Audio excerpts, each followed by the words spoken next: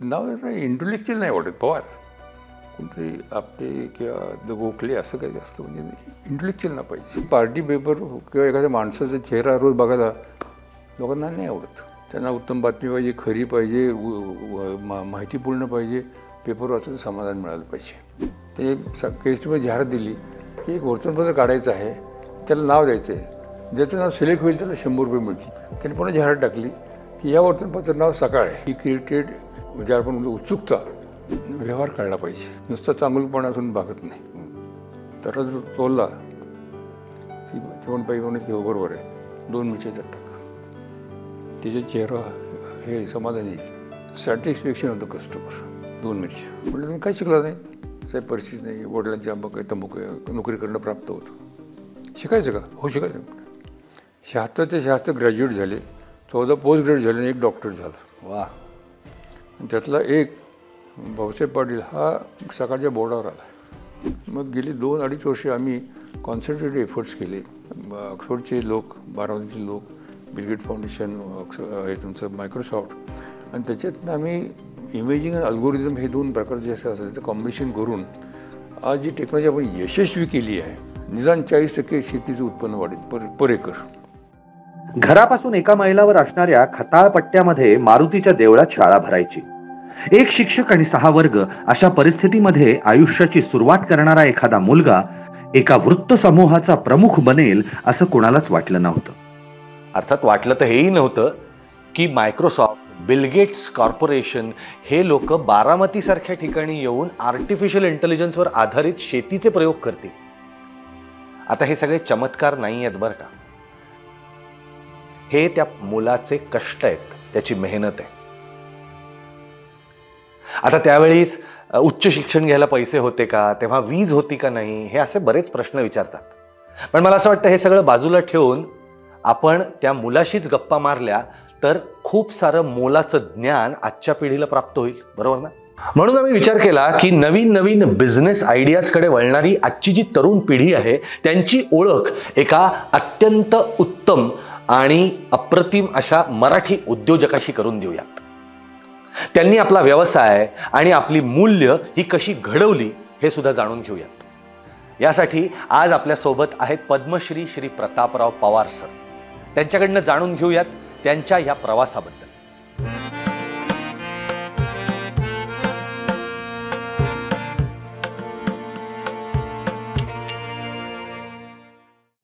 Sir खूप खूप स्वागत आहे या कार्यक्रमात. आणि आज खरं तर तुमचा इंटरव्ह्यू घेणं ते म्हणजे घरचं कार्य असल्यासारखं वाटतंय मला, कारण की सकाळ समूह किंवा सकाळ डिजिटलच्याच प्लॅटफॉर्मवरती आपण हा पॉडकास्ट करतो आहोत. तर मी सुरुवात करतो. पहिल्यांदा मला मनात राहून राहून असं वाटतं की मी असं ऐकलं की तुम्ही सुरुवात ही सामाजिक क्षेत्रामधनं केलीत, पण नंतर यू टर्न टू बिझनेस. तर मला ते जाणून घ्यायला आवडेल की ती इनिशियल जो काळ होता ज्याच्यात तुम्ही सुरुवात केलीत आणि त्यानंतर बिझनेसकडे वळलात, तर ते काय होतं त्याबद्दल काय सांगा. थोडंसं अर्धसत्य आहे. बरं. म्हणजे अशा अर्थी की जेव्हा मी बिट्स पिलानिमित्त परीक्षेतून परत येत होतो तेव्हा मी मुंबईत उतरलो. बरं. ज्यांच्यामुळे मी पिलानीला गेलो ते कुलकर्णी फॅमिली होती आणि ते वरची माझे आईवडिलांसारखे त्यांनी माझ्यावर प्रेम केलं. बरं. तर पुण्याला गेल्यानंतर आपल्याला पेट्टा पडणारे कामाचं हे माहिती होतं आणि त्यांच्यावर 2 दिवस घालवायचं असं मला वाटलं. म्हणून मी ट्रेन आलो, उतरलो आणि त्यांच्या घरी गेलो. संबंध असे होते की फोन करा, येऊ का विचारा, हे भानगड नव्हते. Just walk in. आणि मग ते ब्रिटिश कुलकर्णी मला पाहिलं. ते म्हणजे अरे बरं झालं तू आलायस, मला तुझ्याशी काम होतं. म्हणजे काय काम येतात त्या? ते म्हणजे संध्याकाळी 5ला आपल्या ठिकाणी जायचं आहे, तू जाऊ नकोस कुठे बाहेर. ठीक आहे म्हटलं. का, कशाला, कुठे विचारायचा प्रश्न नव्हता. गाडीत बसलो, गेलो तर कुठे त्या एस के पाटील म्हणून फार मोठे नेते होते त्यांच्या घरी. आणि मग ओळख करून दिली. म्हणून नमस्कार चहा दिला मला. ते दोघं एका बाजूला गप्पावर बसले. मला कळे ना की या एस के पाटलांचा माझा काही संबंध नाही, पुढे यायची शक्यता नाही आहे, मला राजकारणात इंटरेस्ट नाही आहे आणि त्यांचं माझ्याकडे काही काम असेल ही शक्यता कमी आहे. हा एवढा मोठा माणूस आहे. तर मुकाट्याने बसलो होतो. त्यांचं गप्पा निघाला. दारात आल्यानंतर ते म्हणले की तुला कळलं ना? म्हटलं काय? आम्ही एक निर्णय घेतला आहे. म्हटलं कसला? आपली पुण्यातली अंधशाळा कोरेगाव पार्कातली. हो मला माहिती आहे. त्याचं जो आजपासून मॅनेजिंग ट्रस्टी झालेला आहेस. म्हणजे मला काही माहीत नाही त्या अंधशाळाबद्दल त्या प्रश्नांबद्दल. दॅट इज युअर प्रॉब्लेम, तुला काम करावं लागेल. आम्ही मुंबईत आहोत सगळे, तू आता पुण्यात आहेस आणि म्हणजे विषय संपलेला आहे. दुसऱ्या दिवशी मी पुण्यात आलो आणि मग माझ्या व्यवसायाला सुरुवात केली. म्हणजे माझा व्यवसाय सुरू करायच्या आदल्या दिवशी माझ्या गळ्यामध्ये सामाजिक कामाची जबाबदारी पडली. ती आज ताकद. अच्छा. म्हणजे मग एक एक एक एक येत गेलं. ती सुरुवात तिथे झाली. म्हणून मी गमतीत म्हणतो की पहिल्यांदा माझं सामाजिक करिअर सुरू झालं आणि बिझनेस करिअर नंतर सुरू झालं. नंतर म्हणजे कदाचित 2 दिवसात असं म्हणा पाहिजे. अच्छा, म्हणजे फक्त 2 दिवसाची एक गॅप होती की ज्याच्यात ते सामायिक जबाबदारी पहिल्यांदा पडली. Before I started my business असं ते आहे. पण आत्ता तुम्ही म्हणालात की राजकारणात तुम्हाला इंटरेस्ट नव्हता, पण कोणीतरी गॉडफादर लागतो जेव्हा आपण बिझनेस किंवा बिझनेसचे संस्कार म्हणतो आपल्यामध्ये बिंबवायला म्हणा, किंवा तर तुम्ही कोणाकडे, whom did you look up to की आपण बिझनेस करावा आणि मग त्याच्यासाठी मला काय अडचण येतील ते मी या माणसाकडे जाईल? एस.एल. किर्लोस्कर. अच्छा. त्यांचं माझं खूप जवळचे संबंध निर्माण झाले. कारण यमुनाताई किर्लोस्कर ह्या अंधश्रद्धेच्या विश्वस्त होत्या. अच्छा. त्यामुळे आणि थोडंसं काही गोष्टींमुळे मी लगा घेऊन जायचो, शंतनूंशी बोलायचो, चर्चा व्हायची. तर मला माहीत नव्हतं की त्यांनी माझ्याकडे कशा दिशेने ते माझ्याकडे बघतायत म्हणून. आणि त्याचा परिणाम म्हणजे मी जर विचार करतो 5 वर्षानंतर की बाबा आता आपला व्यवसाय थोडासा टेक ऑफ स्टेजला आलेला आहे, तर वाढायचं असेल तर कुठल्या तरी चांगल्या बिझनेस हाऊसशी आपले संबंध यावेत, कारण आपल्याला अडचणी त्याला निवारण कसं करायचं, मार्गदर्शन मिळेल, सपोर्ट मिळेल. तर मी सगळ्या लोकांचा विचार केला. राहून राहून मला शंतनू किर्लोस्कर पुढे डोळ्यापुढे दिसायचे. अच्छा. आणि लकवड व्हर्च्युअली मी संध्याकाळी घरी आलो बारामतीवरून आणि शंतनूचाच फोन आला की उद्या सकाळी मला तुझ्याशी बोलायचं म्हणून. म्हणजे भलतंच योगायोग झाला म्हणून. जसे त्यांनी गप्पा झाल्या ते म्हणले की माझी एक तुला विनंती आहे. म्हणलं काय, ते फार पॉलिश ग्रस्त होते, तू किर्लोस्कर यांच्या बॉर्डर येशील का? वर्षी 28-29. तर म्हणलं हा तर माझा फार मोठा सन्मान आहे, मी नाही कसं म्हणेन. मग तिने मला त्यांच्या किर्लोस्कर फाउंडेशन ट्रस्टवरती घेतलं, जो त्यांचा फॅमिली ट्रस्ट होता. आणि तिथनं मग एक एक वाढत गेलं. म्हणजे माझं सोशल करिअर हे माझ्या अंगावर पडत गेलं. तसंच बिझनेस करिअरमध्ये मी कधी दुर्लक्ष केलं नाही. So I was always trying to balance too. त्यावेळी Kirloskar top of the world होते. करेक्ट. वेळ मी म्हणजे एक ट्रेनर होतो. त्यामुळे ठीक आहे, आज लहान आहे, उद्या मोठा होईल. पुढची 40 वर्ष मुलाकडे मी बघतोय. मी 45 वर्ष डायरेक्टर बोर्डवर राहिलो आणि त्या ट्रस्टचा ट्रस्टी होऊन राहिलो. बरं. आता त्यांनी जर पुढचे 40 वर्ष बघितलं असेल मला, म्हणजे त्यांचा चंदनराव, त्यांचा मुलगा, त्यांचा नातू, त्यांची नातूची मुलगी, या 4 पिढ्याबरोबर मी काम केलं. बापरे. तर पण त्यांनी प्रचंड प्रेम दिलं, सपोर्ट दिला. आणि माझ्या इंडस्ट्रियल करिअरमध्ये चंद्ररावांचा रोल महत्त्वाचा आहे. त्यांची सर अनेक क्वालिटीज आहेत, ॲज यू सेड की खूप ग्रेट माणूस होतेच. त्यांची एक क्वालिटी जी तुमच्या आयुष्यात तुमची फिलॉसॉफी बनली असेल असं काही? गोष्ट सांगायला हरकत नाही तुम्हाला. त्यांच्याबद्दल एक पुस्तक लिहिलं गेलं, कॅप्टस अँड रोजेस म्हणून. आणि ते पुस्तक छापून सगळ्यांना आवडलं. ते जेव्हा त्या म्हणलं की मोठे बाबा म्हणायचे, मोठे बाबा प्रतापला हे वाचायला दे, तो तोंडावर सांगेल तुझ्या, तो चमचेगिरी करणारा नाही आहे. त्याच्यानंतर म्हणले प्रताप तू वाचेल पुस्तक, मला सांग तुला कसं वाटतं ते. ठीक आहे. 2 दिवसांनी मी गेलो, ठेवलं तिथं. काय कसं काय आवडलं? म्हटलं अजिबात नाही आवडलं. किंवा म्हणलं बघ तुला मी काय म्हटलं, हा तोंडावर सांगेल तुला. ते म्हणले आश्चर्य, तुला काही आवडलं नाही? का नाही आवडलं? म्हणजे चंदनराव तुमचा ह्युमन फेस मला कुठेही दिसला नाही याच्यामध्ये. आणि मी तुमच्याकडे अट्रॅक्ट झालो आहे, तुमच्या इंडस्ट्रियल करिअरमुळे नाही आहे, ते अनेक लोक आहेत असे. तुमची जी मानवता आहे, तुमच्यामधला जो मानवी चेहरा आहे, ते माझं आकर्षण होतं आणि आज ताकद आहे. आणि मला ह्या पुस्तकात कुठेही रिफ्लेक्ट होत नाही आहे. उदाहरण काय म्हणले, मी सांगितलं 2-3 किर्लोस्कर फाउंडेशनचं अमुक 5-7 उदाहरणं सांगितली. त्यामुळे हे मी लिहिलं आत्मस्तुती होणार नाही का? म्हणजे नाही, हे मार्गदर्शक होईल की एवढं व्यावसायिक असताना तुम्ही सामायिक भान ठेवलेलं आहे, अनेकांचे संसार उभे केले, की अनेकांना मदत केली आणि ती निस्पृह केली आहे. हे करायला आवश्यक आहे आणि हे माझ्यासारखा माणूस त्यातनं घडलेला आहे. माझ्यासारखे शेकडो हे तरुण मुलं आहेत मराठी की ज्याच्यामुळे तुमच्या या पॉलिसीमुळे आमचं आयुष्य घडलेलं आहे without compromising the business ethics. जे मला प्रथम तूच लिहिलं, शेवट चॅप्टर बी लिहिलेलं आहे. वा. पण त्यातला मी जे म्हणतो की मुखवटा काढून टाका, माणूस काय ते. माणूस चेहरा बघा आणि मग त्याच्यात तुम्ही मत ठरवा. तो बोलतो काय, करतो काय हे सोडून द्या. He can full you. मी नेहमी व्यक्तीच्या मागचा मानवी चेहरा पाहायचा प्रयत्न करतो आणि संतोषमध्ये ते होतं. चांगला माणूसच चांगला बिझनेसमॅन होऊ शकतो. व्यवहार कळला पाहिजे. नुसतं चांगलपणा असून भागत नाही. तुम्हाला व्यवहार कळत नसेल ना तर तुम्हाला कुणी बनवू शकतो. अच्छा. आणि हे करताना तुमच्या चांगुलपणातनं तुम्हाला व्यवहार काही न समजल्यामुळं नुकसान होऊ शकतं. माझं कोट्यवधी रुपयाचं नुकसान झालेलं आहे कोणाला तरी मदत करण्यामध्ये. बरं. पण तो निर्णय माझा होता आणि तुम्ही त्यातनं एक थप्पड खाल्ल्यामुळे शिकता की पुन्हा असं करायचं नाही. हा व्यवसाय आता इतका मोठा तुम्ही केलेलाच आहेत, पण आयुष्यात केलेला पहिला व्यवसाय आठवतो? पार्टनरशिपमध्ये केला असेल, कोणाबरोबर तरी केला असेल. तुम्ही ज्याच्याकडे रोख देता आहात ते खरं म्हणजे तो व्यवसाय नव्हता. मी फक्त शरद पवारांच्या बरोबर माझं वय वर्ष 4 की 3 असेल, त्यांचं 7-8 असेल. आमची 4 वर्षाचा आमचा दोघा भावांमध्ये फरक आहे. तर आम्हाला दिवाळीमध्ये ओवाळणी द्यायला फार आई पैसे कमी द्यायची. बरं. आणि आम्हाला वाटत की आपण जास्त पैसे दिले पाहिजे. तर आमच्या घरात होते मग तुम्ही मिळवा. वा. मग शरदांनी पतंग तयार करायचं हे घेतलं का कॉन्ट्रॅक्ट घेतलं. पैसे नव्हते मग त्या दुकानदाराकडनं सामान सगळं घेतलं आणि त्यांनी की आम्हाला 1 आणा प्रत्येक पतंगामध्ये द्या. आणि मग अशा मी 100-150 ते तयार केले. त्यातले त्यांनी 10-20 टक्के रिजेक्ट केले वगैरे. पण त्या वर्षी आम्ही आमच्या बहिणीनं 1-1 रुपये ओवाळणी टाकू शकलो. अच्छा. म्हणजे तुम्ही आईच्या सांगण्याप्रमाणे कमवलेत पैसे आणि ओवाळणीत दिले. तर तो माझा एक सो कॉल्ड पहिला अनुभव असं म्हणता येईल की.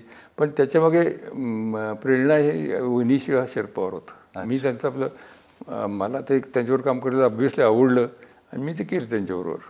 तुम्ही आत्ता तुमच्या मातोश्रींचा उल्लेख केलात. खूप महत्त्वाचा वाटा असतो कुठल्याही माणसाच्या आयुष्यात आईचा. तर मी 50-60 वर्षांपूर्वी सुद्धा त्या म्हणजे गाडी चालवायच्या असं आहे. 50-60 वर्षाच्या असताना. हां तेच ना. म्हणजे तेव्हा शिकल्या होत्या गाडी आणि त्यांनी तुमच्यावरती खूप महत्त्वाचे संस्कार केलेत. तर आपल्या मातोश्रींबद्दल काय म्हणजे काय पद्धतीचं त्यांचं तुमचं ग्रूमिंग होतं ते सांगा. ग्रूमिंग असं होतं की नो नॉनसेन्स. त्याच्यानंतर म्हणजे व्हर्च्युअली 10व्या-11व्या वर्षापासून अनेक निर्णय तुम्ही घ्या, त्याचे परिणाम तुम्ही भोगा. कापड घ्यायचं असेल, चप्पल घ्यायची असेल तर बजेट दिलं जायचं. या दुकानात जा, इथे तुला कापड असं मिळेल, ह्या दुकानात जा शिंपी आहे, इथे तुला ह्या शिंपीमुळे मिळेल, तू निगोशिएट कर. तर माझी धडपड असायची किंवा कमी पैशात चांगलं कापड कुठलं मिळेल किंवा 1.5 मीटरच्या ऐवजी 10 सेंटीमीटर कमी चड्डी शिवून मिळेल का, म्हणजे मला सगळं बजेट कापड चांगलं घेता येईल. निर्णय तुझा, परिणाम तुझे, चपलेपासून. अच्छा. आणि मग तिथपासून जी सुरुवात व्हायची ते व्यवहारामध्ये आम्हाला कांदे मिरच्या किरडी विकावं लागायची. त्याचे काय म्हणायचं व्यवहार हिशोब द्यावा लागायचा परत. जसं मी तुम्हाला म्हटलं की मी 19 दिवशी पेमेंट केलेलं त्या सप्लायरमध्ये एकदम त्या चेहरा आशयाचा धक्का बसला आणि तो आयुष्यावर लॉयल राहिला. तसं कस्टमरला सॅटिस्फॅक्शन देण्याकरता ह्युमन सायकॉलॉजीचा हा प्रकार आहे. त्याचं ट्रेनिंग वर्ष 11 असताना मला मिळालेलं. खूपच पुढारलेल्या विचारांच्या होत्या असं वाटतं मला. म्हणजे एकतर 50-60व्या वर्षी गाडी शिकणं म्हणजे की आपल्याला हे एकतर 50-60व्या वर्षी जेव्हा लोकांचं असं असतं की आता बास झालं तेव्हा आपण काहीतरी नवीन करावं. पाय मोडलेला होता त्याचा, म्हणजे ते डिफिकल्ट चालवणं तिला. मी क्लच ब्रेक तरी शिकली नाही. पण हे खूपच म्हणजे डायनेमिक पर्सनॅलिटी असं मला म्हणायचं की त्यांनी जे संस्कार केले हे इतक्या लहान वयात. म्हणजे मी काय हे तुम्हाला सांगतो एलाबरेट. आमच्या प्रत्येकामध्ये मी एकटं नाही, I was the last one. हां. माझ्या 10 पटींचे व्यवहार शरद पवार करायचे. तेही पुन्हा फलटण, बालचंदनगर, इकडे दौंडला जाऊन. त्यामुळे माझ्यावरच्या जबाबदाऱ्या सोकाळ व्यवहारामध्ये 10% पण नव्हत्या. उलटं झालंय का सर आता? काय म्हणजे तेव्हा तुम्हाला आईने हे सगळं, ही स्वायत्तता आहे किंवा स्वतःची रिस्पॉन्सिबिलिटी स्वतः घे, शोध चपला, थांब मी तुला चपला आणते, हे जे आज झालंय ना, असं उलट झाल्यासारखं वाटतं की आई बापच मुलांसाठी इतकं. मी गमतीत म्हणतो की 2 मुलं आहेत, त्या आईबाबांचं सगळं फौज त्या पोरांवरती असतं. आमच्या आईला 11 मुलं होती. कोणाकोणाच बघा, प्रत्येकाला आपापला मार्ग शोधता आला पाहिजे आणि त्याचं त्यांनी पायावर उभं राहायला पाहिजे कुठल्याही परिस्थितीमध्ये. हे आम्हाला बाळकडूच होतं आणि कंपल्सरी होतं ते. वृत्तपत्र काढावं किंवा ह्या उद्योगात यावं याचा काय ड्रायव्हिंग फोर्स होता किंवा काय झालं होतं? जसं मी म्हटलं ना की अनेक जबाबदाऱ्या मला म्हटलं तर न विचारता की मला काय वाटतं हे न विचारता अशा लोकांनी सांगितलं की मला नाही म्हणणं शक्य नव्हतं. तर मी सामाजिक संस्थांमध्ये काम करत होतोच. यशवंत चव्हाण साहेबांचा मला फोन आला दिल्लीवरून, अरे प्रताप उद्या तू आहेस का पुण्यामध्ये? म्हटलं आहे, आपल्याला भेटता येईल का? म्हटलं असं का म्हणताय? गेलो आणि मग ते एखाद्याच्या गप्पा झाल्या आणि म्हणाले की तू विशाल साहेब पेपर वाचतोस का? म्हणजे नाही वाचत, ते पार्टीचा पेपर होता. तर तो म्हणतो तोट्यात चालला आहे. म्हटलं हो शक्य आहे, तो प्रॉफिटमध्ये चालला पाहिजे. म्हणजे बरोबर आहे. त्यामुळे मी तोटा झाला तर तो मी भरायचा आणि हे दोघं जे स्टॉलवर्ट आहेत, दोघे अंधश्रद्धा ट्रस्टी होते, नरवली आणि अनंतराव पाटील, हे दोघं चालतात. त्यांचं म्हणणं असं आहे की तोटा झाला तर पार्टी भरून जाणार, आम्ही काम करतो आहे. ते म्हणजे दरवेळी मी झोळी घेऊन जायचं मला मान्य नाही आहे. म्हणजे साहेब ते बरोबर आहे, तो सेल्फ सपोर्टिंग पाहिजे. म्हणजे अगदी बरोबर आहे, तू चालव. मी इंजिनियर आहे म्हणलं, मला यातलं काही अजिबात काही माहिती नाही. दॅट इज युअर प्रॉब्लेम, तुला मला मदत करावी लागेल. तो पेपर मी 3 महिन्यात लॉसमध्ये बाहेर काढला. क्या बात. आणि 2 गोष्टी मी शिकलो तिथे, ज्या नंतरच्या आयुष्यात मला माझं हे एक सामाजिक काम आहे की जे मला आयुष्यात नंतरच्या व्यावसायिकला उपयोगी पडले. हे एकच आहे की तुम्ही पेपर सकाळ विषयासाठी का वाचता आणि हे का वाचत नाहीत. I studied that. हा माणूस जाहिरात देतो, हा देत नाही, का देत नाही? I studied that. मग धारणचं आलं की पार्टी पेपर किंवा एखाद्या माणसाचा चेहरा रोज बघायला लोकांना नाही आवडत. त्यांना उत्तम बातमी पाहिजे, खरी पाहिजे, माहितीपूर्ण पाहिजे, पेपर वाचायचं समाधान मिळालं पाहिजे आणि त्याच्या त्या पेपरवरती विश्वास बसवा की हे सांगतोय खरं आहे. हे मटेरियल जेव्हा 84च्या एंडला बानवाई कोयाजी आणि ते मोठे सगळे लोक शरदांच्याकडे गेले होते की कोणीतरी मराठी भाषण पेपर घ्यावा. मला त्यावेळी माहिती होतं 81 साली की पेपर विकाऊ आहे. मी शंतरावांच्याकडे गेलो की साहेब तुम्ही पेपर विकत घ्या, चांगला पेपर आहे. कारण मी त्यात काम केलं होतं ना, विश्वासासाठी मला सगळं माहिती होतं. तरुण भारत म्हणजे काय, ढमकं म्हणजे काय, दमकं म्हणजे काय, सकाळ म्हणजे काय. ते म्हटलं हा आमचा व्यवसाय नाही, यात आम्ही पडणार नाही. तेव्हा जे मी अमेरिकेला चालू होतो, बाय चान्स मी तिथं होतो, तर योगा काही म्हणा काही म्हणा. तर सर्व ते मी म्हणलं ते म्हणले की शरद म्हणते माझे 2 भाऊ इंजिनियर आहेत, बिझनेसमॅन आहेत, एक अमुक आहे तमकं, मला वेळ नाही, पेपर कोण चालवणार? I happen to be same movement. आणि ते म्हणते की हे काय प्रताप, त्यांना सामाजिक कामाची आवड आहे, ते चालू येईल. तर शरद मला विचारलं की तुला आहे का इंटरेस्ट? म्हटलं आहे. की मी काहीतरी डायव्हर्सिफिकेशनला बघत होतो, माझी रंगीत तालीम झाली होती. हे ते डूज अँड डोंट्स मला माहिती होते. इकॉनॉमिक्स समजेल तो. मी प्रत्येक शब्दाचा ओळीचा अभ्यास केला इकॉनॉमिक्समध्ये त्यावेळी. आणि त्यामुळं म्हटलं मला अशी मदत लागेल, पुढचं मी बघेन. That was the decision. That's how I entered सकाळ. ओके. आणि त्यांनी माझं आयुष्य बदलली वस्तुस्थिती आहे. पण आय एन्जॉयड वर्किंग सकाळ. ह्याच्यातला मी बघितलं, ह्यातला केंद्रबिंदू कोण आहे? तो वाचक आहे. तुम्ही त्याच्याशी प्रामाणिक आहात का? तुम्ही जर एखादा व्यवसाय प्रॉडक्ट तयार करता तर तुमचा केंद्रबिंदू हा तुमचा ग्राहक आहे.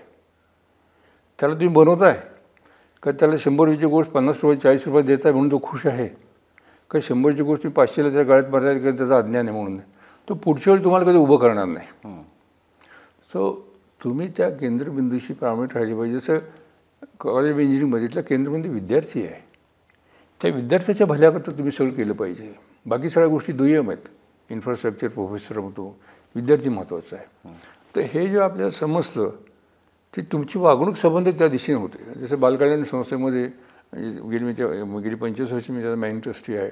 तिथल्या केंद्रामध्ये अपंग विद्यार्थी आहे. तर त्याच्या भोवती काय करता येईल हे मी पाहतो. तर तो दृष्टिकोन तुम्ही कुठल्याही क्षेत्रामध्ये जा, तुम्ही प्राध्यापक व्हा, बिझनेसमॅन व्हा, काही व्हा, तुम्ही हे बघायला पाहिजे की मी कुणाकरता काम करतो आहे, एंड बेनिफिशियरी कोण आहे आणि त्याला मी न्याय देतो आहे का.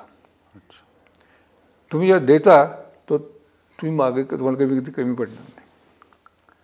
मी आत्ता म्हणलं तसं की लेमन्स क्वेश्चन, हां, वृत्तपत्राचं नाव सकाळ हे तुमच्या डोक्यातनं आलेलं आहे का काय? नाही तुम्ही त्याच्याबद्दल काहीतरी सांगा. मी 85 साली ताब्यात घेतला पूर्णपणे, पण 32 साली जेव्हा सुरुवात केली होती, परुळेकर बेरकी होते आणि भयंकर मेहनती होते. त्यांच्या खिशात काही पैसे नव्हते. तर वर्तमानपत्राचं काढायची त्यांची जिद्द होती, कारण त्यांनी पॅरिसमध्ये त्या लांबॉन्देनाच्या पेपरमध्ये काम केलं होतं. आणि आता नाव काय द्यायचं, लोकांना कसं माहिती करून द्यायचं, प्रचार कसं करायचं, पैसे कुठे आहेत. त्यांनी हुशारी केली. ते एक केसमध्ये जाहिरात दिली की एक वर्तमानपत्र काढायचं आहे, त्याला नाव द्यायचं आहे, ज्याचं नाव सिलेक्ट होईल त्याला 100 रुपये मिळतील. त्यावेळी 100 रुपये म्हणजे आता 10,000 रुपयासारखं होतं. लोकांना चर्चा झाली की काय वेळा माणूस आहे, त्याला पेपर काढतो आणि त्याला नाव काय द्यायचं कळत नाही, हा पेपर काय काढणार आहे. आणि 100 रुपये बक्षीस देतो आहे, हे भरपूर पैसे असले पाहिजे. चर्चा खूप झाली आणि हे सकाळ नाव एक त्यांनी निवडलं. 50 नावं आले असतील. त्यांनी पुन्हा जाहिरात टाकली की या वर्तमानपत्राचं नाव सकाळ आहे. पुन्हा लोकांमध्ये चर्चा झाली की काय वेगळा माणूस आहे, ह्याला पेपर काढायचं माहीत नाही, हा पेपर काय काढणार आहे, ह्याला नावही माहीत नाही आहे आणि हा असला कसला पेपर असणार आहे. ही क्रिएटेड म्हणजे आपण म्हणजे उत्सुकता. मग पहिला अंक आला तर लोकांनी बघितलं की कसं आहे बघूया तर घरी का. त्या माणसांनी शिवण्यातनं सुरुवात केलेली होती. तर ती जी हुशार होती, म्हणजे इट वॉज बिझनेस अक्युमेन. पण तुम्ही आत्ता म्हणालात की जाहिरात केसरीमध्ये दिली होती. हो, कारण तेवढं केसरीच होतं, सकाळ कुठं होतं. नाही पण असं मला म्हणायचं आहे की तर समजा माझा जर पेपर केसरी आहे आणि कोणीतरी सांगितलं की मी एक कॉम्पिटिशन आहे ना, तर ते दॅट वॉज ॲक्सेप्टेड ऑब्व्हियसली. म्हणजे मला ही खूप मोठी गोष्ट वाटते. त्याच्याशिवाय झालं नसतं. म्हणजे आपल्यापेक्षा एक किंवा आपल्या बरोबरीने एक कुठला तरी न्यूजपेपर येणार आहे ही कदाचित. त्यावेळी केसरी इतकं मजबूत होतं, म्हणजे मी घेतल्यानंतर माझी खूप चेष्टा झाली केसरीमध्ये. अच्छा, म्हणजे तुमची इच्छाचं सांगतो, प्लीज नाव घेऊन सांगतो. आता जयवंतराव टिळकांनी मिटिंग घेतली की आता सर्क्युलेशन डिपार्टमेंटमध्ये काही खर्च करायचा नाही. तर बोलले का, सकाळ आपल्या बरोबरचा जवळपास आहे, आता मला आणून होतं. म्हणजे का, तो कोणतरी शरद पवारचा भाऊ आहे प्रताप पवार म्हणून, पण तो आहे इंजिनियर आहे, तर केमिकलचा काहीतरी धंदा आहे, त्याचा समाजाची काही नाडी माहीत नाही. आणि बिझनेसमॅन पहिले पैसे काढून घेणार आपले, पेपर कसं करणार. आणि शरद पवारचे फोटो रोज फ्रंट पेजला 2 महिने 4 महिन्यात लोक कंटाळणार. काँग्रेसचा पेपर ते विषयासाठी काय झालं आपल्याला माहिती आहे ना. Pratap Pawar will work for us, काळजी करू नका. पण त्यांनी हा नाही विचार केला की जर डिस्पार्ट ऑफ दिस समजा मी यशस्वी झालो तर, तो त्यांनी विचार नाही केला. त्यामुळे मला लोक हसायचे किंवा चेष्टा करायचे. एक जण म्हटलं की त्याला न्यूजपेपर आणि टॉयलेट पेपरला फरक कळतो का. बरं. तिसरं म्हटलं की नाव इंटेलेक्च्युअल नाही वाटत पवार, कोणतरी आपटे किंवा गोखले असं काही असतं, म्हणजे इंटेलेक्च्युअल ना पाहिजे. हे पवार काय करणार. आणि शरद पवारचा पाठिंबा आहे. लोकांमध्ये चर्चा चालू होती. जसं परुळेकरांना पाहिजे होतं की सकाळ चर्चा तसं मी चर्चेत असल्यामुळं. आणि मग जेव्हा पहिलं इलेक्शन आलं तेव्हा लोक क्युरिओसिटी बघत होते की आता काय होतं आहे. तेव्हा त्यांच्या ध्यानात जेव्हा आलं की वाजपेयी एका पेजवरती, काँग्रेसचा लीडर दुसऱ्या त्याच पेजवरती त्यांची बाजू मांडलेली आहे आणि वी वर न्यूट्रल, प्रत्येकाची बाजू मांडली आणि दुसरी बाजू काय मांडण्याचा प्रयत्न केला आहे. मग लोकांच्या ध्यानात आलं की पेपर बदललेलं नाही आहे. आणि मग तिथनं जे वाढायला सुरुवात झाली ती आज सांगायचं. अच्छा, पण मग आत्ता तुम्ही म्हणताय की तेव्हा त्या काळी लोक तुम्हाला हसायचे किंवा हे की यू आर न्यू आणि तुमचं जे एज्युकेशनल क्वालिफिकेशन होतं हे त्याला सपोर्टिव्ह नव्हतं. अजिबात नाही, अनुभव पण नव्हता. म्हणजे त्यांना विशालसारखी रंगीत काही माहीत नव्हती की आम्ही म्हणजे विद्यार्थी सहाय्यक समिती, बालकल्याण, बालग्राम किंवा तुमचं किर्लोस्कर फाउंडेशन अशा अनेक ट्रस्टवरती सामाजिक काम करत होतो हे त्यांना माहीत नव्हतं. कोणी चौकशी केली नाही हा माणूस कोण आहे म्हणून. माझं क्वालिफिकेशन काय, एक इंजिनियर आणि शरद पवारचा भाऊ, त्यातून शरद पवारचा भाऊ. हीच इमेज डोळ्यापुढे ठेवल्यामुळं लोकांची खात्री होती की हे मरणार रुग्ण. अच्छा. पण मग तुम्ही इंजिनियर होतात, वृत्तपत्र सुरू केलं आणि हे लोकांचा जो काय म्हणतात त्याला, त्यांचा जो रिस्पॉन्स तुम्हाला मिळाला की यांना काही येणार नाही, किंवा ही तुम्ही जसं आत्ता म्हणलात व्हेरी क्लेवरली पुट की they were considering your failure, they did not consider what if you are successful. अजिबात नाही, अजिबात त्यांनी त्याच्याकडे बघितलं नाही. पण हा बिझनेस म्हणजे मला असं विचारायचं आहे की तुमचं इंजिनिअरिंगचं नॉलेज बिझनेसला उपयोगी पडलं का? Was it complementary? मी असं ऐकलं की एक पुस्तकाचा खूप मोठा हात आहे ह्या सगळ्या प्रवासात, बिझनेस ओरिएंटेड जे काही आहे ते. तुम्ही काही कुठली पुस्तकं वाचलीत का की ज्याच्यावरनं आपल्याला अजून काही इनपुट्स मिळतील बिझनेसमध्ये? नाही, माझं साधारणपणे नेहमी स्वभाव असा आहे की परिस्थिती काय आहे त्याचं आकलन करायचा प्रयत्न करायचा आणि त्या परिस्थितीची सोल्युशन काय आहे हा शोध घ्यायचा प्रयत्न करायचा आणि त्या दृष्टीने आपण स्वतः किंवा इतरांची मदत घेऊन तो प्रश्न सोडवता येईल का हा प्रयत्न करायचा. तुम्हाला अक्कल नाही याच्यामध्ये, नाही ह्याला अक्कल नाही, ह्याचा विचार, ह्याची मदत घ्या ना. प्रत्येक गोष्टी तुम्ही थोडी तज्ज्ञ असणार आहात. तर योग्य माणसाची मदत घेणं हे सुद्धा स्किल आहे. आणि हा एक त्याला पण म्हणतो की मानसिकचं आहे की बाबा नाही मला यातलं कळतं, मला याची मदत हवी आहे आणि मला घ्यायला पाहिजे. तुम्ही जर म्हटलं की मी शहाणा आहे, मला फार कळतं सगळं, तर मग तुमच्याशी कोणी बोलणार नाही. तुम्ही सांगितलं की मला यातलं कळत नाही काही, मला जरा मदत करत होतो का, म्हणते हां ठीक आहे आपल्या मला काय करता येईल ते बघू. हे मी कामगारापासून केलं. अच्छा. नुसते बिझनेसमॅन नाही, मी कामगाराला सुद्धा म्हटलं, मी त्याला सांगितलं मला यातलं काही कळत नाही, मला समजावून सांग. मग तिला कळायचं आपलं मालक आहे ना, म्हणजे मालक सांगतो की आपल्या ह्यातली काही अक्कल नाही आहे, तेव्हा त्याला बरं वाटायचं की अरे मान्य करतात ते, दादागिरी करत नाही. मी सांगू शकत ना हे असं कर, तुला काय करायचं, मी सांगतो तसं कर. हे माझा तो अधिकार होता ना, तो मी एकदाही वापरला नाही. अच्छा. पण आय वॉज अ स्टुडंट. आणि मग त्यांना मी त्यात दाखवायचो की हे असं केलं तर कसं चांगलं होईल. आणि मग त्यांच्या सांगितलं की ह्याला अक्कल आहे. अशी अनेक उदाहरणं सकाळ बदली. म्हणजे आधी तुम्ही सगळं त्याच्याकडनं समजावून घ्यायचात आणि मग स्वतःची इंटेलेक्ट वापरून, स्वतःचा इंटेलेक्ट माझा अनुभव, माझं जजमेंट आणि थोडंसं माणसं हँडल करायची जी आम्हाला सगळ्या पावरांना सवय आहे की त्या समोरच्या माणसातनं बेस कसं काढून घेता येईल हे एक स्किल असतं. त्यातलं एक गोष्ट सांगतो की वर्ष माझं 11 असेल, मी बोललो एक ठिकाणी. माझ्या आईची जे ध्यानात झाली की मला हे जमतं आहे, म्हणजे गुरुवारचा बाजार असायचा, त्यात मी संध्याकाळी शाळा 12 वाजेपर्यंत असायची आणि ते काम असायचं. आणि ती म्हणली की आज तू मिरच्या घेऊन चाललास, एक गोष्ट कर. म्हणजे काय, तुझ्याकडे बायका येतात का खरेदी करायला? म्हणजे येतात. घासाघीस करतात का? लोक भयंकर करतात. असं करून हे मिरच्या आहेत ना, तर जर तोलला ती म्हणून बाई म्हणून की हो बरोबर आहे, 2 मिरच्या त्यात टाक. तिचे चेहरा हे समाधान येईल, हसू येईल, सॅटिस्फॅक्शन होतं कस्टमर. 2 मिरच्या. माझं वर्ष 11. ते आम्हाला लहानपणापासून हे शिकवलेलं असं. माझ्या आईने सांगितलं 2 मिरच्या टाक. समोरची बाई खुश झाली पाहिजे. पुढच्या वेळी येणारच ना माझ्याकडे, जातं कुठे. हे साधारणपणे किती सालचं म्हणताय जेव्हा तुम्हाला आई वर्ष 11 माझं त्यावेळी. अच्छा. कारण ही जी गंमत आहे ना, मी का परत त्या मुद्द्यावरती गेलो तुम्हाला सांगतो मी, की अजून सुद्धा आपल्याकडे फार कमी झालंय आता की गवळी दूध घालतो बघा घरात. मी घातली दूध. काय सांगता? हो. अच्छा. हे आता गंमत म्हणून सांगतो की मी 4थीमध्ये होतो आणि आमचं काठीच्या एवढं दूध यायचं, ते गडी वाटायचं. एक दिवस दूध आलं पण गडी नाही आला. तर आई म्हणली की हे बघ हे दूध आहे, ह्यांच्या देशपांडेच्याकडे इतकं टाक, ह्याच्याकडे इतकं टाक, यांच्याकडे इतकं टाक, इतकं टाकून परत ये. तर म्हणून मी सगळीकडे जाईन पण मी देशपांडेच्याकडे नाही जाणार. म्हणलं का? म्हणून त्यांची मुलगी माझ्या वर्गात आहे. काय दारू विकतोच का म्हणले. त्या देशपांडेच्याकडे चहा कसा होईल, त्यांची अडचण होणार नाही का, उठ आणि ते देऊन ये तिथे. आता त्यावेळी माझी चाळीस शिकवायची किंवा माझ्या आईची की ही कमिटमेंट आहे, ती पाळलीच पाहिजे. नाही पण किती छान सांगितलं की चहा नाही होणार त्यांच्याकडे. हो. म्हणजे असं नाही सांगितलं की का तू ते मुलगी आहे म्हणून लाजू नकोस वर्गात त्यांची. So commitment to work. आत्ता तुम्ही सांगत होतात सर की इंजिनिअरिंगचं नॉलेज, मला माहिती नाही, मी तुम्हालाच विचारेन की तुम्ही मॅनेजमेंटशी रिलेटेड, जसं पीपल मॅनेजमेंट आहे तेव्हा बिझनेस मॅनेजमेंट, अशा रिलेटेड तुम्ही एज्युकेशनल क्वालिफिकेशनमध्ये तेव्हा नव्हतात.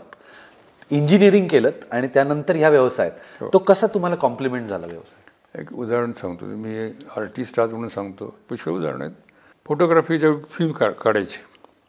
फोटो काढला कोडॅकचा की ती धुवायला द्यायची, धुतल्यानंतर मध्ये वगैरे पुढच्या गोष्टी या लॅबमध्ये शिरलो. सकाळमध्ये मी असंच कुठल्या डिपार्टमेंटला केव्हा येतो लहान पोरासारखं. बघितलं काय करतो, काय चाललं हो, फिल्म धुतोय. हो का? ती फिल्म धुते, पाणी जे धुत होतं गटारात चाललं होतं. तर मी म्हटलं की आपली संस्था श्रीमंत आहे म्हटलं, आणि बेजबाबदारसुद्धा. म्हटलं असं काय म्हणतं ते? काय म्हटलं साहेब? म्हटलं हो, सकाळी हा श्रीमंत लोकांचा दिसतो आहे आणि बेजबाबदार पण आहे असं माझं मत झालेलं आहे. म्हटलं असं काय म्हणतो तुम्ही? हे जे पाणी आहे प्रोसेस केलेलं त्याच्यामध्ये चांदी आहे, आणि ते जे इलेक्ट्रिसिस केलं ते 70% चांदी परत मिळते. आज हे पाणी 70 रुपये लिटर ते 100 रुपये लिटरने जातं. 70 रुपये लिटर ते 100 रुपये लिटरचं पाणी तुम्ही गटारात टाकताय आणि पोल्युशन करतात. पोल्युशन करता हे बेजबाबदारपणे झाला. आणि चांदी फेकायला तुम्ही रस्त्यावर निघाला म्हणजे तुम्ही अत्यंत श्रीमंत झाला. तर कुणाला परवडतं चांदी फेकायला? तो म्हणलं साहेब मला माहीत नाही. त्या क्षणापासून म्हणलं एकही थेंब वाया घालवायचं नाही. त्यातनं महिन्याला काही हजार रुपये उत्पन्न मिळायला लागलं आणि पोल्युशन थांबलं आणि चांदी. आता हे माझं इंजिनिअरिंगचं ज्ञान. अच्छा, हां, करेक्ट. इलेक्ट्रोलिसिस केल्यानंतर यू कॅन एक्स्ट्रॅक्ट चांदी फ्रॉम दॅट. वा सर, अजून एक विचारावंसं वाटतं की अत्यंत मेरिटवरती तुम्ही फर्ग्युसन कॉलेजमध्ये गेलात. हो. आणि देन यू फ्लंक्ड. हो. कसं काय, म्हणजे हे कसं काय घडलं? काय झालं की आम्हाला मराठी मीडियममध्ये शिकवलं गेलं आणि आमचे दामले गुरुजी होते, त्यांनी माझी शंकरशेठसाठी, त्यावेळी शंकरशेठची संस्कृत स्कॉलरशिप म्हणजे एक ऑनर असायचा.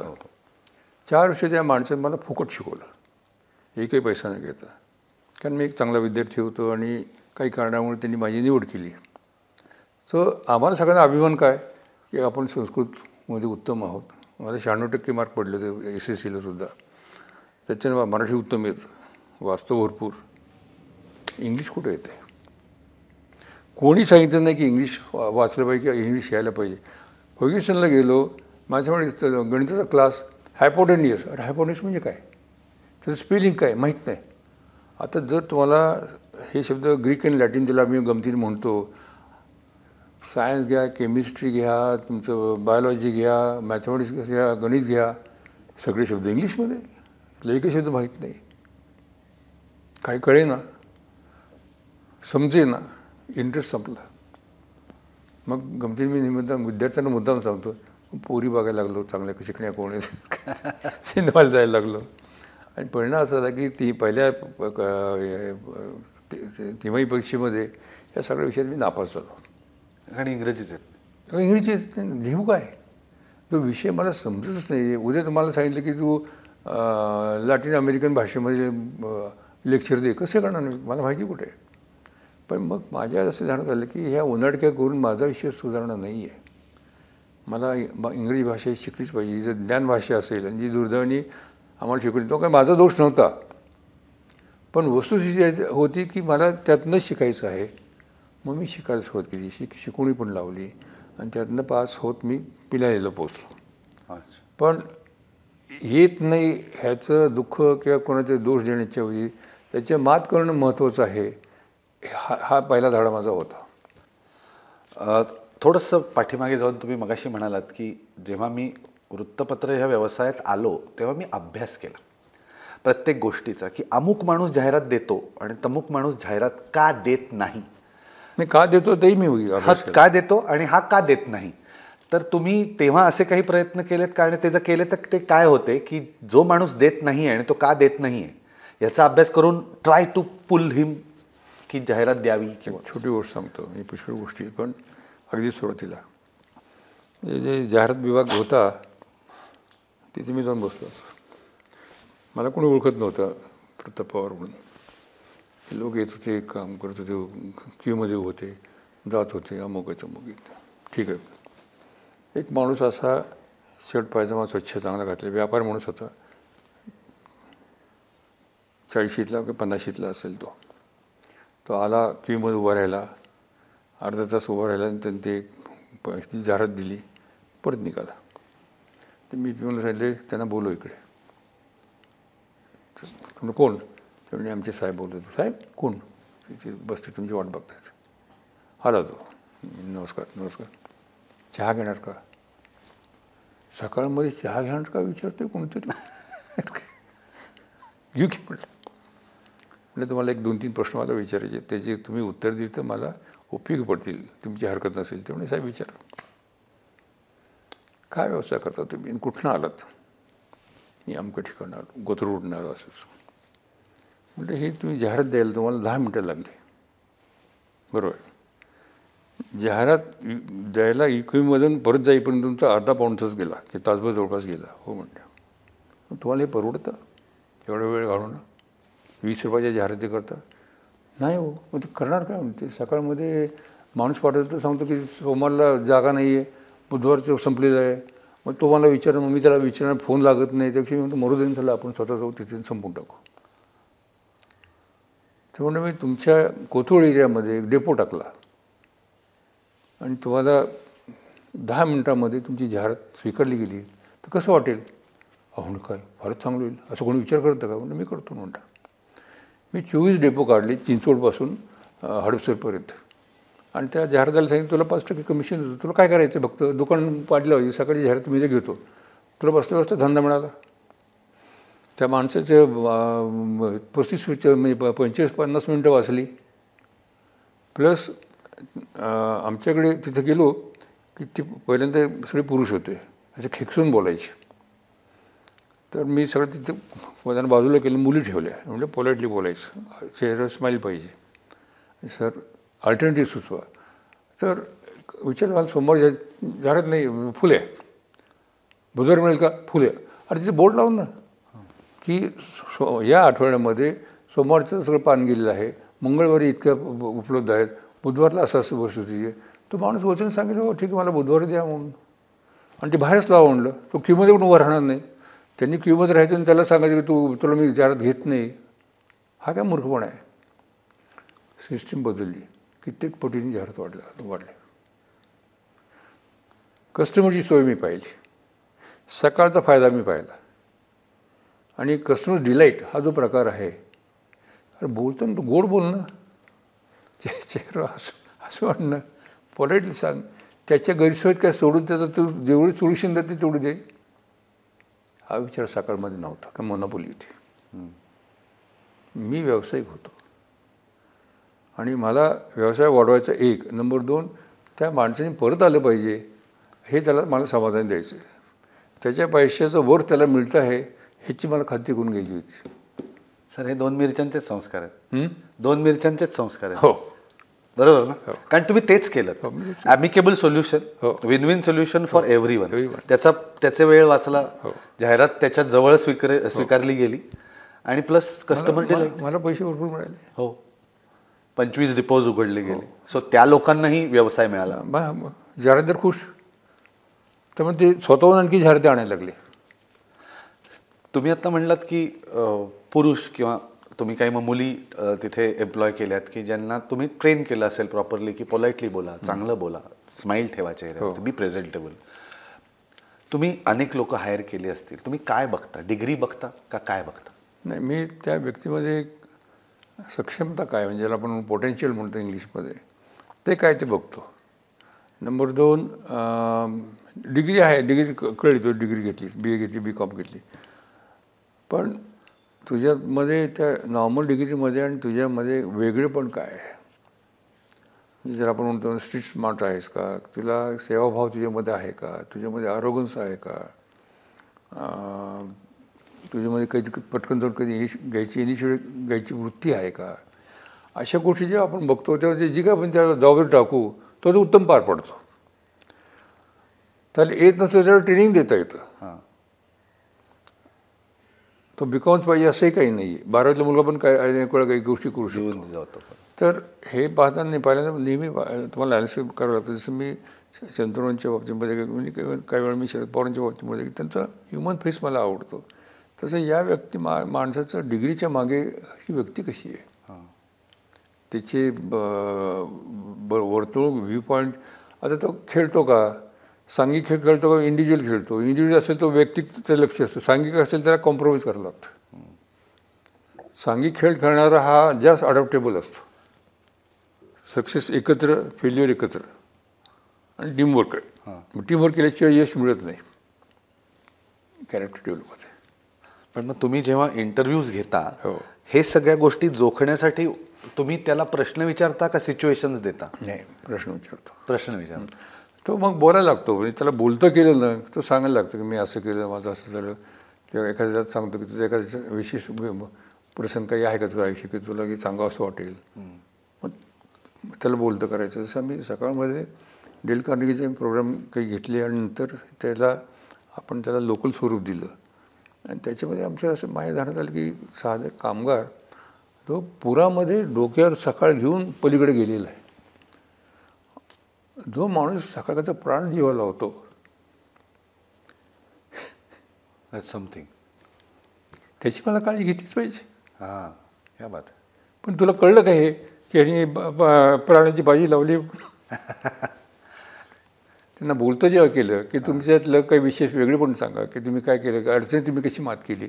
सांगतो साहेब असं होतं तसं होतं की मी अशा परिस्थितीनं शिकून आलो आहे, अमुक आहे तमुक आहे. तर त्यातनं तुम्ही आयडेंटिफाय करता की ह्याच्यात पोटेन्शियल आहे, ह्याच्यात लॉयल्टी आहे, हार्डवर्किंग आहे, हा प्रामाणिक आहे, त्याच्यावर दबदर जास्त टाका. तर हे इव्हॅल्युएशन करता आलं पाहिजे, कार्याची आपल्याकडे व्यवस्था पाहिजे, आणि ते ध्यानात आल्यानंतर त्याला तुम्ही उचललं पाहिजे. अच्छा. या सगळ्या प्रवासामध्ये असं कधी झालं असेल की केली ह्या माणसाला मदत किंवा अमुक लोकांना मदत केली, जसं तुम्ही आत्ता मगाशीच म्हणालात की अनुभवानी शहाणपण येत राहतं किंवा एक चपराक आपल्याला बसते की ज्यातनं आपण शहाणे होतो आणि आपल्याला कळतं की कानाला खडा परत हे करायचं नाही. असं कधी? पुष्कळ असे. पण मी लिहिलं आहे कानाला खडा म्हणून आर्टिकल्स लिहिलं आहे. पण तुम्हाला छोटंसं उदाहरण सांगतो की माणसं कशी घडवायची किंवा कशी घडली जातात. मी जेव्हा सकाळ घेतला तेव्हा अशी तरुण पोरं पुष्कळ होती. हा पिऊन आहे, हा अमका आहे, हा ढमका आहे, हा ड्रायव्हर आहे. म्हणतो चेहरे तर बरे यांचे दिसतात, हे असली कामं का करतायत. चौकशी केली अशी किती मुलं आहेत म्हणजे 76 आहेत. 76 आहेत. 11वी 10वी 11वी 12वी शिकलेले. त्याने बोलवलं एकत्र. म्हटलं तुम्ही काय शिकला नाही. साहेब परिस्थिती नाही, वडिलांची अमुक आहे तमुक आहे, नोकरी करणं प्राप्त होतं. शिकायचं का? हो शिकायचं.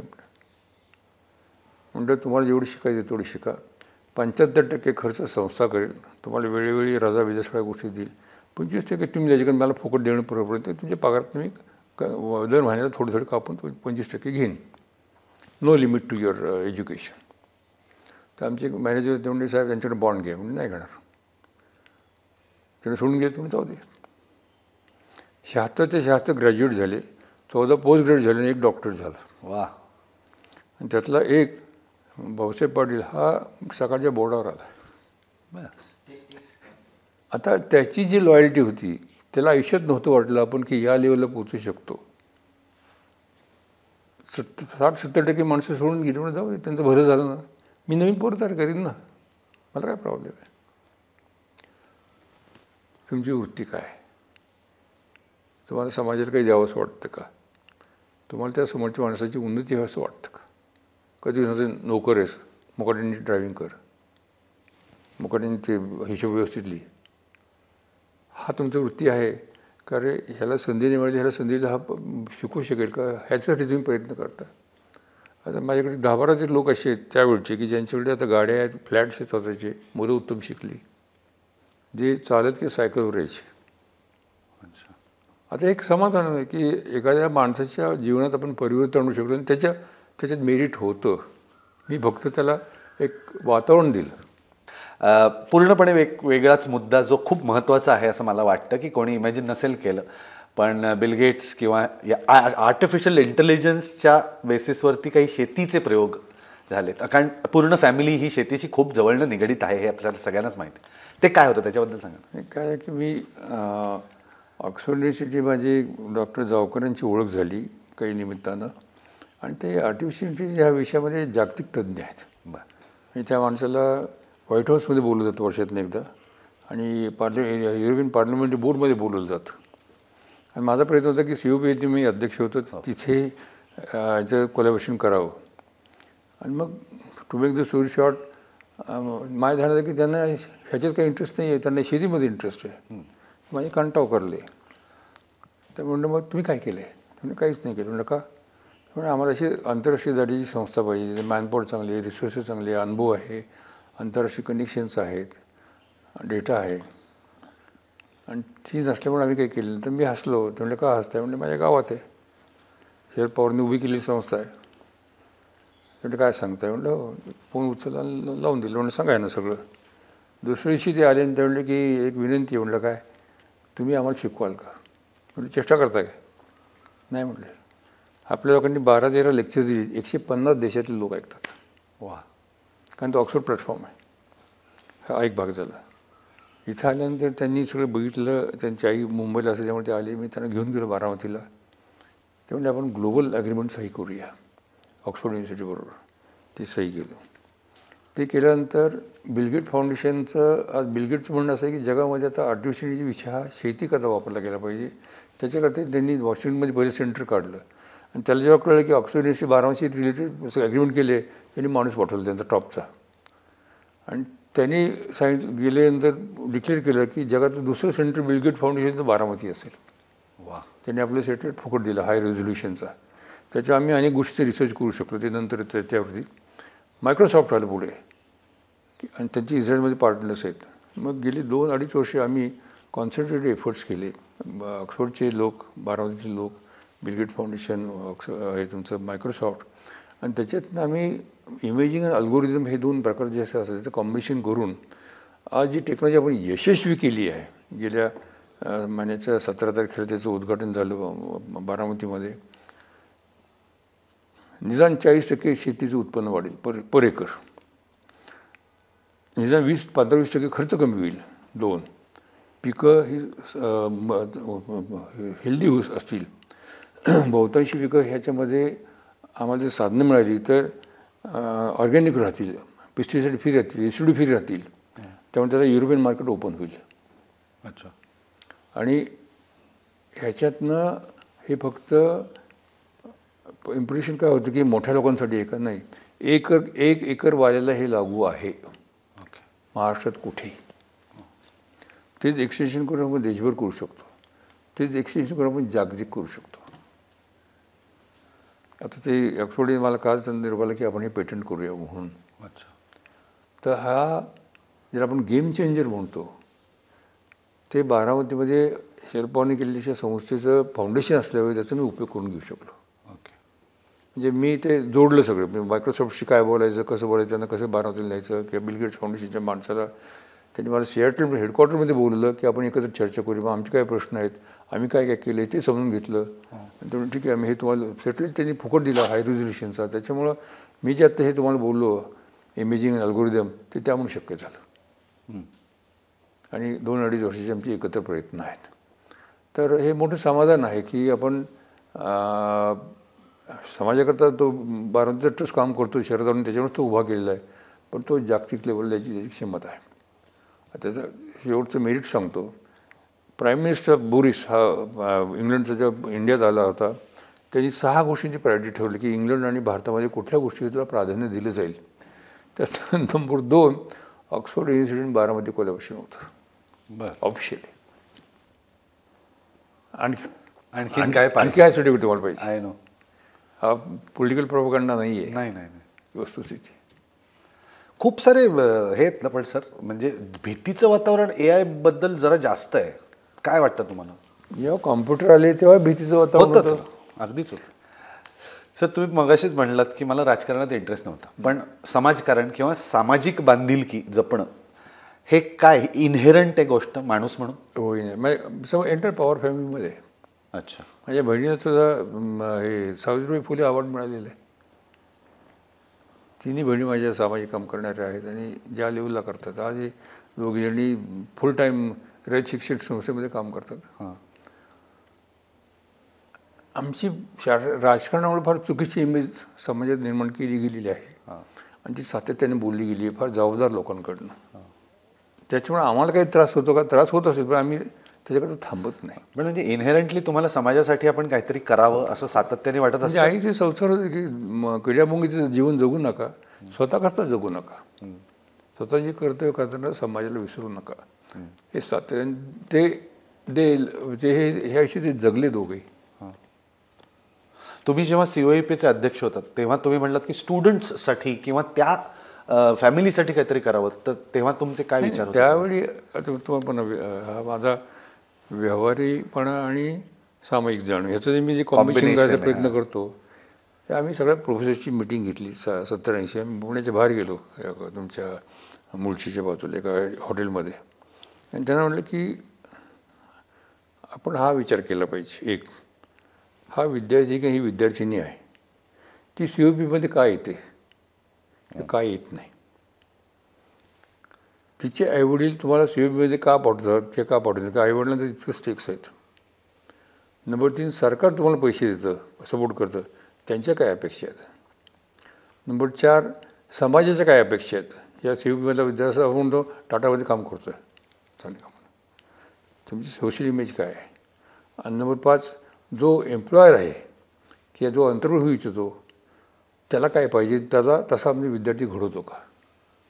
या 5 अँगलमधनं त्या विद्यार्थ्याकडे काम करा आणि त्यातनं तुमचं ओरिएंटेशन ठरवा. अँगल वेगळा होता. हो. व्यावहारिक होता पण सामाजिक पण होता आणि वस्तुनिष्ठ होता. सगळ्यांनी सहकार्य दिलं आणि त्याचा फायदाही सगळ्यांना निश्चितपणे. तर हे जे म्हणजे माझ्यासारखं काय असतं मी मार्गदर्शक म्हणून काय सांगतो काय पॉलिसी अडॉप्ट करतो आणि मी वागतो कसा त्याला करण्यासाठी मी धडपड काय केली. मी शेकडो कोटीचं रिसोर्सेस आणले COEPमध्ये, इंडस्ट्रीचं पार्टिसिपेशन केलं आणि म्हणजे तुम्ही जर गव्हर्नर महाराष्ट्राची इंजिनिअरिंग कॉलेज बघितली आणि COEP बघितलं ते गव्हर्नर महाराष्ट्राचंच आहे तर असा डिफरन्स तुम्हाला सापडेल. अच्छा. त्याचं कारण ही पॉलिसीज अशा एन्करेजमेंट स्टाफला असं आपण बरोबर घेणं त्यांच्याकडून त्यांना समजावून सांगणं आणि आपण त्याला मदत करणं. एक इंटरेस्टिंग सेगमेंट आहे whether true or false. Okay. तुमच्या लग्नाची तारीख कुंडली पत्रिका न बघता पावसाळी अधिवेशनाचा मुहूर्त बघून काढलेली आहे. खरं आहे? खरं आहे. त्याच्याबद्दलचं काही किस्सा आहे? हो. ते वसंतराव नाईक त्यावेळी मुख्यमंत्री होते आणि त्यांना कुठनं तर कळलं की शरदच्या धाकट्या भावाचं लग्न आहे. त्यामुळे आम्हाला त्या लग्नाला यायचं. मग आता मग केव्हा शक्य आहे त्याच्यावेळी पुण्यात सेशन असायचं. ते म्हणले असं कर आपण आपलं सेशन आहे 2 दिवस झाले 3ऱ्या दिवशी आपण लंचपर्यंत चालतं थोडं आराम करायचा 4 वाजता लग्न करा म्हणजे 5 वाजता आम्ही निघून 8 वाजेपर्यंत मुंबईत पोहोचू. त्या दिवशी 4 वाजता लग्न. म्हणजे खरंच आहे की तुमचं अधिवेशनाचा मुहूर्त बघून सगळं ठरलेलं आहे. अभ्यास करत होतात तेव्हा एक भूताचं काहीतरी एक रुमर कॉलेजला असताना नाही ते एक वाह्यात पोरगा होता. तो अमावस्येच्या दिवशी असं पांढरं काळे कपडे घालायचा सरदारजी होता आणि पांढरा पांचा नेवायचा आणि तो चालायचा. त्यामुळे फक्त पांढरं फडकं चालले असं दिसायचं अंधारात. आणि ते आधीच सांगून ठेवले असायचं की वो सरा भूत आने वाला है देखो बगीचे में दिखाई देगा आपको. तो सगळी पोराशी टोकन बसली असायची आणि त्याचा पाठला केला की तो ते पांढरा कपडा फेकून द्यायचा. त्यामुळे काळी कपडे असं सापडायचं नाही. नंतर लोक मुलांच्या ध्यानात आलं पण असल्या काही गमती. पण तो मुलगा अत्यंत खोडील असल्यामुळं जेव्हा ते कळलं तेव्हा म्हणलं की यांनी केलं मग ते बरोबर आहे अशा अर्थी तो ह्याच पद्धतीचे प्रँक्स करणार हे त्याचं नक्की होतं. तुम्ही कुस्तीमध्ये एका माजी उपमुख्यमंत्र्यांना आसमान दाखवले खरं? हो. काय सांगता मला ऐकायला आवडेल. माझे मोठे बंधू जे होते आप्पासाहेब पवार आम्हा भावांमध्ये माझी सगळ्यात जवळीक त्यांच्यावर होती. अच्छा. आमच्याजवळ 14 वर्षाचं अंतर म्हणजे इज लाईक अ फादर. आणि ते जे करायचे ते मी करायचो. ते पहाटे उठायचे मी पहाटे उठायचो. ते लोटा घेऊन टॉयलेट जायचे मी ठेवायचो. ते उठून मग दूध पिऊन व्यायाम करायचे. तालमीमध्ये मी व्यायाम करायचो. त्यांना कुस्तीचा नाद होता मी कुस्त्या खेळायचो तालमीमध्ये. तर असंच आम्ही वय वर्ष 6 असेल माझं, पहिलीच असेल. आणि त्यावेळी सनसरला कुस्त्या झाल्या जाहीर आव्हान. तिकडनं यशवंतराव ते मोहिते पाटील अकलूजवरून त्यांची टीम घेऊन आले आणि झालं तिकडे त्यांचा फोड, इकडे आमचा फोड, आप्पासाहेब पवार विरुद्ध मोहिते पाटील. आणि त्यांनी पहिली कुस्ती तर कोणतरी मला बघितलं, कोणतरी त्या विजयसिंह मोहितेंना बघितलं. खेळणार का कुस्ती? म्हणजे खेळू की, आहे का तयार समोर? ते म्हणलं हो तयार आहे, आमचा पोरं खेळ म्हणलं तुमच्याबरोबर. आता ते विजय मोहिते पाटील म्हणजे गळ्यामध्ये गोफ, काळा करदोडा, एकदम गोरा गोमटं, दिसायला सुंदर, अगदी गोरं गोमटं शरीर. तर मला बघितलं माझ्या ध्यानात झालं की ह्यात काही दम नाही म्हणून. एका मिनटात फेकला झालं खाली. झालं मोठं गदारोळ झाला की पैलवान प्रताप पवार, पैलवान प्रताप पवार, फिटे फिटे उडवले गेले. मी खुश भयंकर. 5वीत गेलो तर मला हे मिडल स्कॉलरशिप वगैरे ह्या गोष्टीत मी अभ्यासात खूप गुंतलो होतो, तेव्हा यामध्ये लक्ष कमी होतं. विजयसिंह मोहिते पाटील काकुदी भाषेत तालमीत रोज. अच्छा. पुन्हा प्रसंग आला, आम्ही दोघं तिथे दोघांच्या बाजून उभे आहोत. खेळणार गोष्टी म्हणजे खेळणार. आणि त्याच्याकडे मी बघितलं म्हणून मी म्हणलं आपण चुकलं म्हणून लावलं, कारण त्याचं शरीर एकदम कुस्तीची तयारी केली होती. त्याने मला 1 मिनिटात फेकलं खाली. अच्छा. त्यावेळी मी धाडा शिकलो की तयारी असल्याशिवाय मैदानात उतरायचं नाही. वा वा वा. पण तो प्रसंग एक शिक्षण देणार होता. म्हणजे कसं असतं की तुम्ही तुमच्या अपयशातनं सुद्धा शिकता. यशातनं मी नाही शिकलो. मी जरा मोहिते पाटील पडले तेव्हा मला वाटलं मी किती छान आहे. मला तर आपटलं तेव्हा माझं झालं की माझी ती कमतरता काय होती, माझी तयारी नव्हती आणि एंट्री टू द फाईट चुकीचं होतं. कीथ रूपर्ट मॅडॉकला तुम्ही हे मटण खायला घातलं? हो. खरडा. भारतीय उत्कृष्ट स्वयंपाक करते. हां. तिचं कोल्हापुरी मटण आणि खरडा त्या माणसाने चापून आणला. मी म्हणलं, आणि तो नसलीवाड्या पण बरोबर होता पहिल्या मिटिंगला. त्यांनी खाल्लं सगळं, पारशी माणूस तो. मी म्हटलं तुला उद्या सकाळी पंचायत होईल तुझी? तेव्हा नाही म्हणलं मला आवडतं. आणि त्या मराठात 2दा आले आपल्याकडे. दोन्ही वेळा त्यांनी अगदी म्हणजे अगदी इतका साधे कपडे, साधा बुशर्ट आणि पॅन्ट, काही नखारा काही नाही, मस्त बोलायला, आणि जे येईल ते हादडणार असं सर म्हणता येईल. पण मिरचीचा ठेचा ते खातील आणि मटण ते आपल्या कोल्हापूर स्टाईलचं हे मला वाटलं नव्हतं. पण ते अगदी ताव मारणं म्हणतो ना. तुमच्यामुळे राहुल बजाजजींना एक जेवण 20 लाख रुपयांना पडलंय, चूक का बरोबर? काय गमतीन मी म्हटलं, मारवाडी माणूस आहे, पैशाचा हिशोब करतो. पण ते फार उदार होते मनाने. काय झालं की एम्प्रेस गार्डनमध्ये त्यावेळी प्रचंड म्हणजे अनाचार चालू होता. ड्रगिंग, प्रॉस्टिट्यूशन, बागेची फार धुळधाण झालेली होती. शंतनू किर्लोस्कर आम्ही खूप जवळ होतो ना, त्यांनी आपण शहराशी बोलूया, शेजाऱ्यांशी बोलूया. म्हणून ठीक आहे. त्यामुळे की ही बाग मी जबाबदारी घेऊ शकतो, मला एक काही पैसे थोडे पाहिजेत आणि ही बाग उत्तम करता येईल, की फार मोठा ठेवा आहे आणि तिथे ते त्याचा दुरुपयोग होतो आहे. तशा म्हणजे काय पाहिजे तुम्हाला? ते म्हणजे मला इतके पैसे पाहिजेत. ते म्हणते की आपण असं करूया, पुण्यातले जेवढे इंडस्ट्रियलिस्ट आहेत, राहुल बजाज आहेत, किर्लोस्कर आहेत, अमुक तमुक, ह्या सगळ्यांना फिरोदी आहेत, ह्या सगळ्यांना बोलू आणि प्रत्येकानं आपण 20 लाख रुपये घेऊया. त्यांना 1 कोटी रुपये आहेत, त्यांनी आपण 1.5 कोटीची व्यवस्था करतो. तर शहरांच्या स्टाईल म्हणून त्यांनी मला सांगितलं की तू तुझ्या घरीच्या जेवण बोलूया सगळ्यांना. ते मी निरोप पाठवलं, टू मीट शरद पवार आणि Shantanu Kirloskar, please come for dinner. मग ते एक बाजूला अशी खोली होती, तिथे हे दोघंच बसले, शंतनूराव आणि शरदराव. आणि ते म्हणजे आता राहुलला पाठव, तो ह्याला छाबऱ्यांना पाठव, ढमकेला पाठव, माझं काम निरोपायचं. ते गेल्यानं त्यांनी सांगितलं असं असं आहे आणि तुम्ही हे एवढे पैसे देणं आवश्यक आहे, योग्य होईल. अच्छा दोघांना नाही म्हणायचं, कोण नाही म्हणणार. त्यांनी दिले. मग ते राहुलभाई माझी नेहमी चर्चा करायची की सबसे महंगा डिनर तेरे घर में मिला, तूने मेरे को 20 लाख लुटा. अरे म्हणलं मी कुठलं लुटलं तुम्हाला? तुम्ही संस्थेकरता पैसे दिले, तुम्ही ट्रस्टी झाला, तुम्ही प्रेसिडेंट झाला. नाही म्हणजे ते तूने मेरे को फसा, तुम्हाला अधिकाऱ्यांनी सांगितलं असं प्लॅन आहे. म्हटलं मला नव्हतं माहिती. होतं माहिती, पण हे चेष्टेचं स्वरूप होतं. आणि राहुलभाईंनी खूप मदत केली त्या संस्थेमध्ये, म्हणजे काही कोटी रुपये घातल्यानंतर. पण आमचे संबंध चेष्टा करणे तिप्पत मित्रताचे होते. त्यामुळं ते आपली मला 20 लाखाचं जेवण म्हणून ते कायम म्हणत असतील, त्यांचं आयुष्यावर लक्षात राहील. बिझनेसमध्ये निगोशिएट करण्याची तुमची ट्रिक काय? पहिली गोष्ट म्हणजे मी जर खरेदीदार असेन तर मी त्याला सांगतो मला तुझी मालाची गरजच नाही आहे, माझं पोट भरलं आहे. त्यामुळं तो धडपड करतो की काय करू, कशामुळे ह्या टर्मला माझ्या येईल किंवा मला ऑर्डर मिळेल. तो त्याची किमती करणं, टर्म सोप्या देणं वगैरे प्रयत्न करतो. तुम्ही जर त्याला दाखवा की मी भुकेलेला आहे तर तो किंमत वाढवू शकतो, टर्मला येणार नाही. आता हे ह्युमन सायन्स आहे सगळं, हे अनुभवाने शिकता येतं. करेक्ट. तुम्ही जेव्हा विक्रीला जाता त्यावेळी तुम्हाला काही ट्रिक्स करायला लागतात की त्याची गरज किती, की खर्च किती आहे आणि आपल्या वाचून त्याचं किती अडलेलं किती नाही अडलेलं ह्याचं असेसमेंट करणं आवश्यक असतं. आणि त्या बेसिसवर तुमचं वागणूक आणि निगोशिएशन व्हायला पाहिजे, मग तुम्ही जिंकता. म्हणजे तुमच्या पोझिशनवरती तुमच्या ट्रिक्स ठरलेल्या असतात. If you are a buyer or a seller. तुम्ही वीक आहात का स्ट्रॉंग आहात त्याच्यावर तुम्ही तुमचे खेळतो तुम्ही. ओके. बिझनेस करताना माणसं धरून ठेवण्यासाठी लागणारं सर्वात महत्त्वाचं कौशल्य? एक त्याला विश्वास दिला पाहिजे की तू माझ्या हातामध्ये सुरक्षित आहेस. कस्टमरला विश्वास दिला पाहिजे की मी तुला माल चूक देईन आणि तुझं नुकसान मी होऊ देणार नाही. सप्लायरला विश्वास दिला पाहिजे की तुझ्या टर्म्स मी निगोशिएट केले, तू तुझं मी माझं काम करेन, तुला एक दिवस आधी पेमेंट देईन, पण उशिरा देणार नाही. ते आज तक मी 40 वर्षात कधी उशीर केली 90 दिवसाच्या क्रेडिटला तुम्ही 89व्या दिवशी आजही देता तुम्ही. पण त्यातनं आंतरराष्ट्रीय व्यवसायामध्ये सुद्धा ते म्हणतात सकाळची एलची नको. तुम्हाला सांगतो न्यूजप्रिंटची किंमत टाइम्स ऑफ इंडियापेक्षा आपली कमी आहे.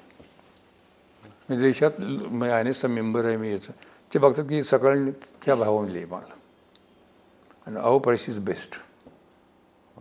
कारण सप्लायर आज म्हणतो नाही सकाळपर्यंत एवढा धंदा करायचा आपल्याला त्यांचा संघ सोडायची नाही आहे.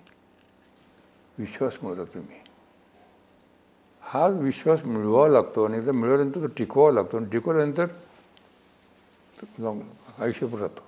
बिझनेस करताना भांडवल नाही आहे अशा लोकांना तुम्ही काय सांगणार? बॉरो करा, उधार घ्या, उसनं घ्या, एखाद्याला पार्टनर घ्या.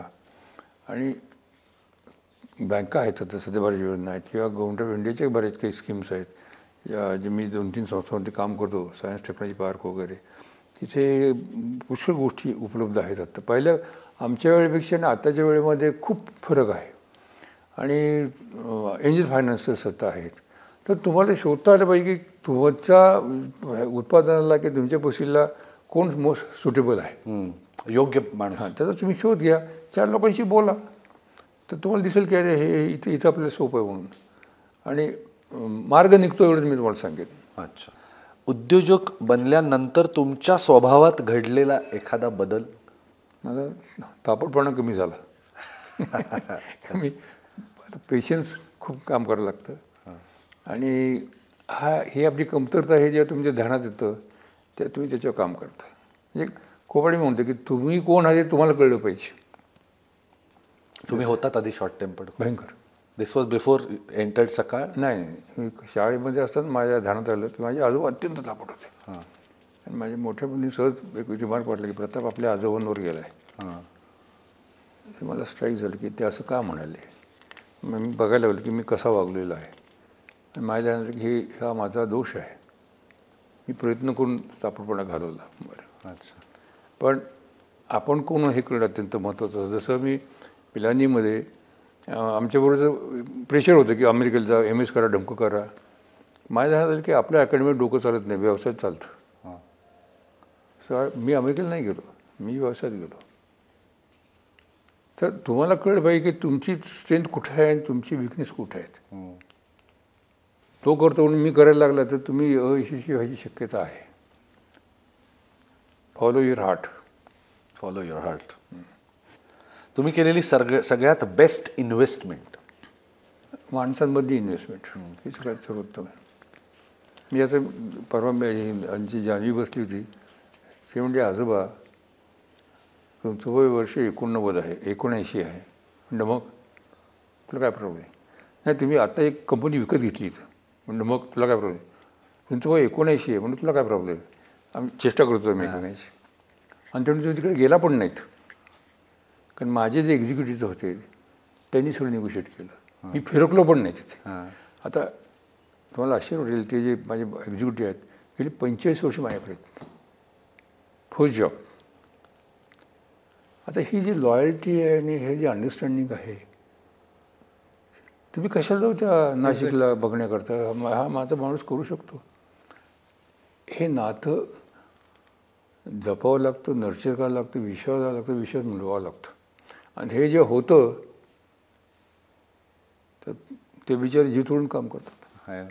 90% निर्णय माझे एक्झिक्युटिव्ह घेतात. अच्छा फक्त गाईडलाईन दिलेली असते. अच्छा. आमची वेवलेंथ इतकी सुंदर आहे की we know each other so well. वा, खूप खूप धन्यवाद सर. आज तुम्ही जेवढ्या गप्पा मारल्यात ना, मला नक्की खात्री आहे की इन्क्लुडिंग मी, मला सुद्धा खूप इन्साइट्स मिळाल्या.